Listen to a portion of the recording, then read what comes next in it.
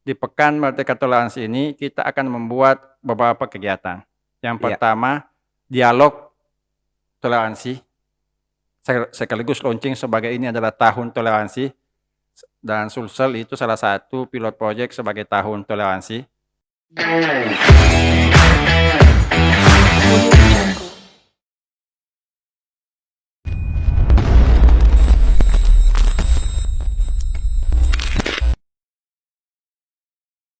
Assalamualaikum warahmatullahi wabarakatuh. Kita jumpa lagi di podcast Santri.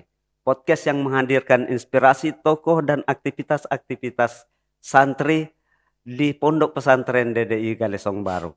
Hari ini kita kedatangan tamu kehormatan yakni Bapak Dr. Haji Mulyadi MM. Saat ini beliau sedang menjabat Kepala Bidang Pondok Pesantren di Kantor Kementerian Agama Sulawesi Selatan. Pak, ini kan tanggal 13 sampai 20 Agustus 2022 ini akan dilaksanakan Pekan Toleransi Moderasi yang dilaksanakan oleh Kantor Kementerian Agama. Apa target yang ingin dicapai dalam kegiatan tersebut? Baik, Assalamualaikum warahmatullahi wabarakatuh. Kita ketahui bersama bahwa salah satu dari 7 program utama Gusmen ini adalah moderasi beragama. Selain itu, karena kami di Pondok Pesantren, sedikit juga kami sampaikan bahwa salah satunya juga ada eh, peta jalan kemandirian Pondok Pesantren. Di sini kita bisa melihat bagaimana perhatian Kementerian Agama terhadap eh, eh, ekonomi pondok pesantren atau kemandirian pondok pesantren. Sebelum saya bahas masalah Pekan Merdeka Toleransi, Ya, kita bahas dulu mengenai inkubasi pondok pesantren atau peta jalan kemandirian pondok pesantren.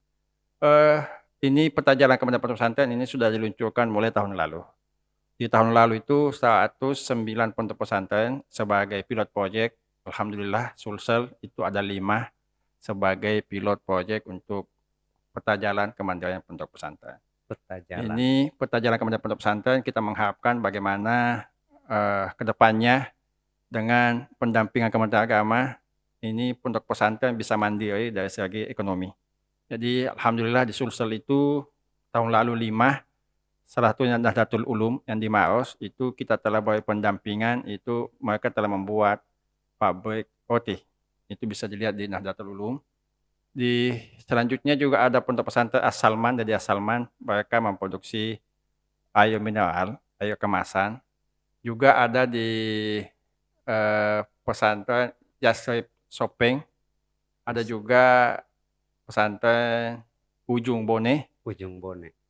dan itu ada lima pondok pesantren. Tahun ini alhamdulillah 500 pondok pesantren se-Indonesia ini Wow. akan disentuh oleh inkubasi pondok pesantren atau peta jalan kemudian pondok pesantren. Alhamdulillah Sulsel lagi-lagi mendapat 19 pondok pesantren. Ini terbesar di luar Pulau Jawa. Alhamdulillah. Dan Alhamdulillah. salah satunya ini adalah DDI Galesombar. Selamat kepada DDI Galesombar.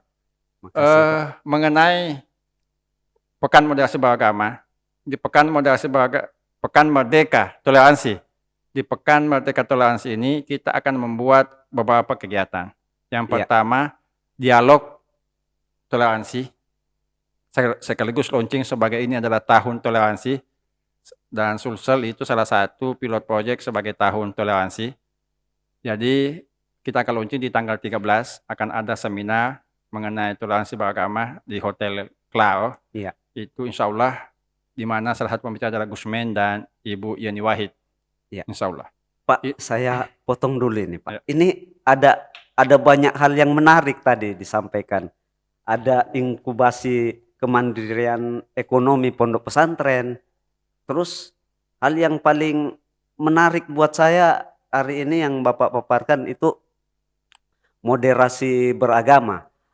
Kenapa menarik buat kami ini? Pondok pesantren hari ini diperhadapkan oleh isu-isu eh, pudarnya toleransi di kalangan umat beragama. Apakah itu dari aktivitas-aktivitas, apakah itu secara simbol atau bahkan lebih lebih lebih terorganisir, terlembaga pudarnya toleransi ini. Nah, apakah ini menjadi satu bagian dari kegelisahan itu sampai kegiatan ini dibuat? Sedikit kami mau garis bawahi. Ini moderasi beragama bukan cuma untuk agama Islam. Jadi semua agama ini ikut aktif terlibat di dalam moderasi beragama. Kita perlu tahu esensi dari beragama. Moderasi itu beragama itu adalah mengembalikan esensi agama. Bagaimana semua esensi agama itu adalah memuliakan manusia, bukan sebaliknya. Jadi ini yang perlu kami garis bawahi selama ini kan, bahwa moderasi beragama itu hanya untuk umat muslim atau agama Islam. Ini moderasi beragama, ini semua untuk agama. Jadi pesertanya bukan cuma dari pondok pesantren saja, Pak? Pesertanya ini kami buat kemah moderasi ini di Pakato insya Allah di tanggal 15. Di semua agama kita libatkan, mulai Islam, Konghucu, Hindu, Buddha, Katolik, dan Kristen. Jadi persepsi masyarakat selama ini bahwa ini moderasi ini khusus agama Islam. Ini perlu kami luruskan. Jadi moderasi ini untuk semua agama. Nah, karena ini melibatkan semua agama dalam pekan moderasi ini, untuk tercapainya target yang diinginkan ini, saya penasaran ingin tahu apa bentuk kegiatan yang ada di dalam pekan moderasi ini. Jadi ini perlu diketahui bahwa Pekan Merdeka Toleransi ini hasil kerjasama Kementerian Agama. Kita tidak berdiri sendiri. Ini juga hasil kerjasama dengan Kembaspol, Pemerintah Provinsi Sulsel, juga Kapolda, Pandam, semua kita sudah audiens, alhamdulillah. Dan ini juga atas support semua majelis agama, baik Pak Mabudi, Matakin, MUI, dan semua pihak keuskupan juga kita libatkan. Jadi semua ini terselenggara atas support dan bantuan semua tokoh-tokoh majelis agama. Jadi ini kali pertama dilaksanakan, Pak? Ini untuk besarnya ini kali pertama kita akan adakan kemah Merdeka Toleransi. Jadi saya sedikit ceritakan, kita akan mulai di tanggal 15 Agustus. Kita akan berkemah 2 malam sampai tanggal 17 Agustus. Jadi 17 Agustus itu kita akan upacara bersama. Dan hasil audiens kami dengan Pak Gubernur, insya Allah Pak Gubernur akan mencari waktu untuk beliau juga akan ikut berkemah semalam di Pekan Merdeka Toleransi. Alhamdulillah. Luar biasa ini kegiatan, Pak. Nah, menarik sebenarnya kalau kita mau ulik ini kegiatan. Cuman karena waktu yang agak singkat, saya ingin kembali menanyakan tentang, untuk mempertajam tentang capaian yang ingin dicapai dalam kegiatan yang pertama tadi itu, inkubasi kemandirian perekonomi. Apa harapan Bapak dari kegiatan ini? Jadi perlu diketahui bahwa ini peta jalan kemudian pondok pesantren ini bukan cuma sekedar memberi bantuan.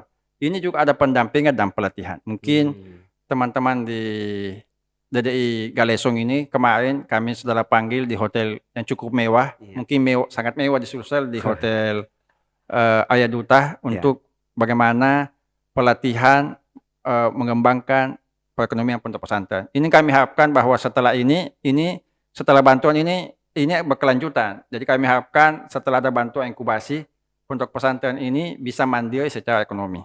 Jadi setelah prosesnya berjalan nanti akan tetap ada pendampingan. Tetap akan ada pendampingan. Jadi tetap memang ada tim khusus pendampingan. Jadi ini ke depan ini pondok pesantren yang ada di Indonesia, lebih khusus lagi di Pondok Pesantren DDI Galesong baru ini, akan punya agenda besar. Yang pertama mungkin mengikuti pekan moderasi, Pekan Merdeka Toleransi.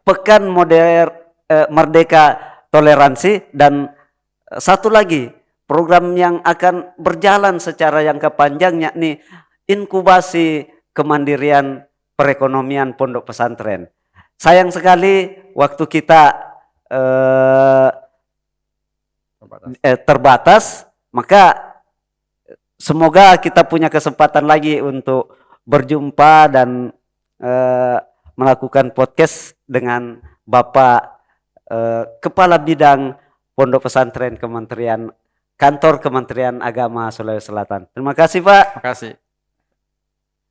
Baik teman-teman, itu tadi wawancara langsung kita dengan Bapak Kepala Bidang Pondok Pesantren Kantor Kementerian Agama Sulawesi Selatan. Semoga apa yang dipaparkan oleh Bapak menjadi inspirasi dan informasi yang sangat bermanfaat buat teman-teman, khususnya santri Pondok Pesantren DDI Galesong Baru. Kita bertemu lagi di sesi podcast santri selanjutnya. Billahi taufiq wal hidayah. Assalamualaikum warahmatullahi wabarakatuh.